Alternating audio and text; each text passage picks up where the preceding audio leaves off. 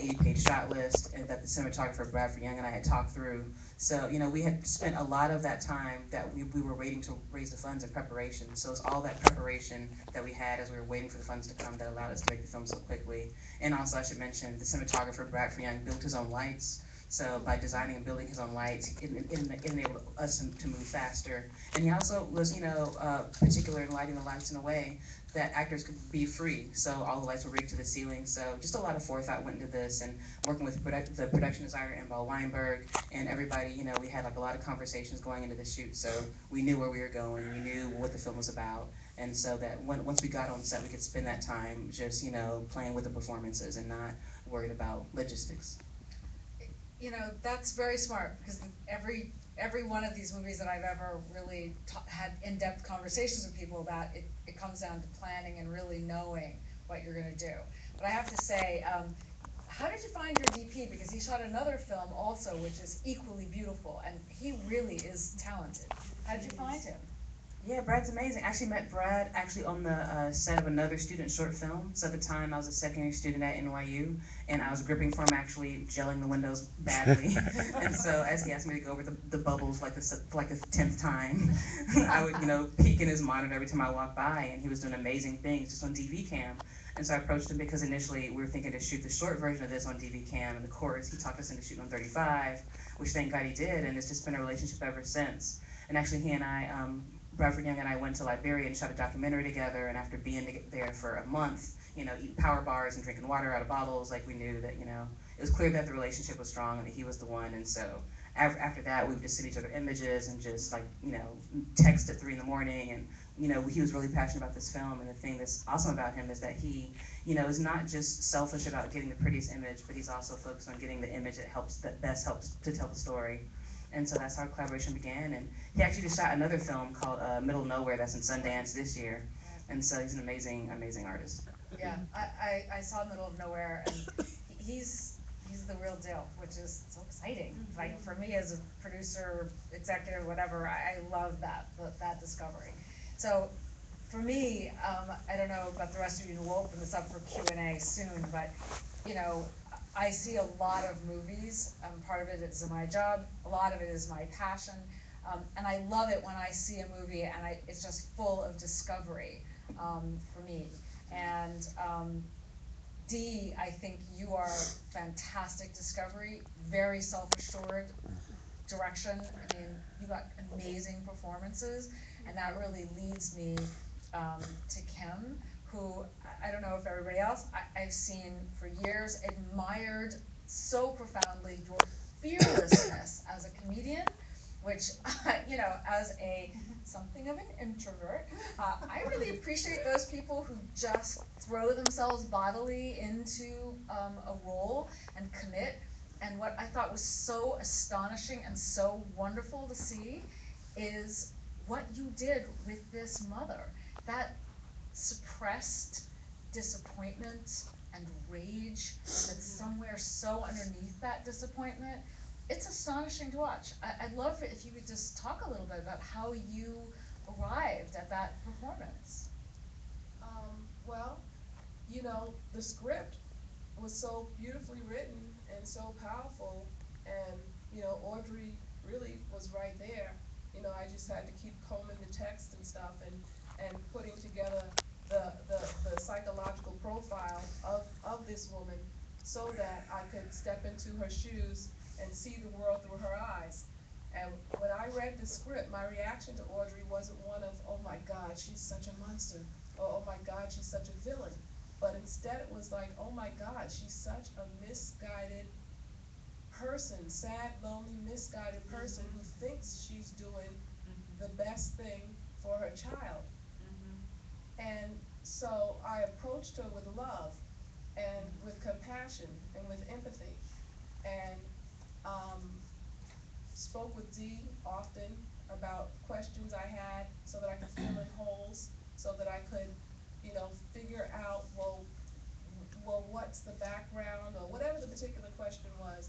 And that's really how I approached this woman. And did that answer your question? No, it really did. Well, because for me, that first scene in the cafeteria, not the second one or ever seen with the coworkers, and where you could feel both that abject loneliness, Yeah. but the inability to cross the aisle, just could not find yourself. And that's when I was just like, oh my god, Ken is completely bringing it. Like, oh shit, sorry, probably can't say that out loud, but I did.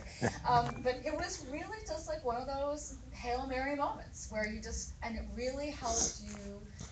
It's that, I think Sir Laurence Olivier had the quote about, which I'm going to misquote, and someone may know better than I do, about playing villains, and like not playing the evil. Yeah. You don't need to play the evil. Yeah. But what you did was fabulous, because you really got that it was so sad. She was so sad. And was it different preparing for that character than it is for a comedic role? Well, it's different in that, a lot of times with comedy and stuff, you hear things like, more energy, bigger, these are like things that you think about when you're like creating, especially if you're doing like sketch comedy, it's not really, it's rooted in reality in some ways, but in other ways, it's like an exaggeration of what's real. And, when you're dealing with a drama, and when you're dealing with, a project like this, it has to be 100% real, 100% grounded. And you're never thinking about things like bigger, get more energy, Right. So in that regards, it's different. Right, I get that. I discovered this a few seconds ago in the lobby, because when I first watched the film, I thought, wow, I didn't know that you, I thought, oh, maybe I missed a bunch of dramatic performances, but I love that I found out that this was your maiden voyage into drama. Yep. Well, right? Amazing job. I hope we see you do more of it. Not that I love the comedy, but Yeah, I love the comedy too, but I also love the drama. And what my hope is that I'll be able to move in both worlds the way, Robin Williams does, or Whoopi Goldberg does, or Barbra Streisand does. I think if you can do both, you should be able to do both. So that's my hope. I love that. I hope that's true. Thank you. you. You're welcome. Now, here we have, and again, I didn't see the short, so I had never seen you, and in this theme about discovery, my jaw dropped. My jaw dropped. Thank you. You really, and I'd love it if you could just talk a little bit about, you had the benefit of having worked with Dee before, but you really built an inner life, and that you got that, while your best friend was much more, had a different expression of her, the way in which she wore and breathed who she was, that was a struggle for you. That would have been putting on another costume that wasn't you, and you really felt that in the performance. It was so lovely. So yeah, just did you study acting? Tell us a little bit about you. Hi. I want to know. I don't really know. Hi, my name is Adepero DA. I love Thai food. So, God, where do I start? Okay, so the short of the story is I went to Cornell. I was pre-med. The plan was for me to be a doctor. My father passed away. I kind of knew when I got in that I'm not sure about this, and my father passed away when I was a junior, and it was sudden, and he was young, and it was a kind of wake-up call, and I realized that life is too short to do something you don't want to do, and I realized I was doing it because of my father, and it really forced me in the best way to ask myself, what is it that I really want to do? And I remember the moment I asked myself, and acting came up, weirdly enough, but in hindsight it wasn't weird at all, because there was seeds of the acting kind of, coming up, and so I thought, okay. And so senior year was the only year where I was able to take classes that weren't pre-med, sciences and all that stuff. And so I took acting class, and I loved it. It was the only class that I went to every single time, which is big for me.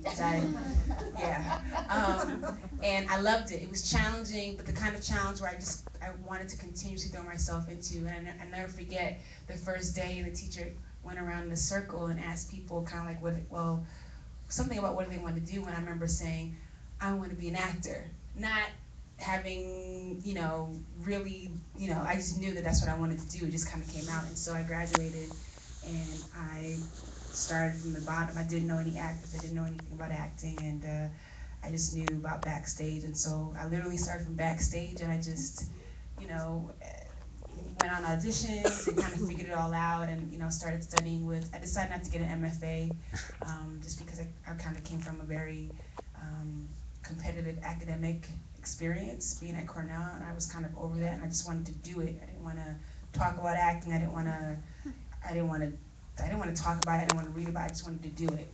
And through that, I mean, through the journey, I learned a lot. I fell on my face a lot. I sucked a lot.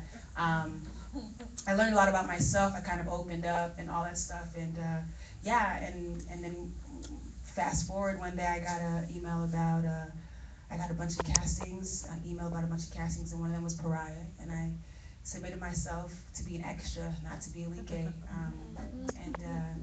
Yeah, she called me in to play Alike, to come in for Alike, and I begged my little brother, to borrow his clothes, and yeah, I just went in.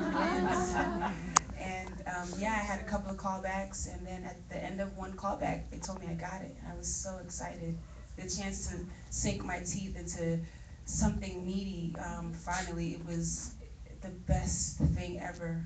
And so that experience was amazing, and everything that's happened since, I could have never imagined that any of this stuff was possible from doing a short. And that experience was so amazing and so awesome. Just working with Dee and Keisha and Brad and the actors, it was just like this, it made really clear for me what I want to do and why I want to do what I want to do. Just another level of clarity. And yeah, everything else has been like, whoa, and I'm very thankful and very appreciative, and yeah, thank you for coming.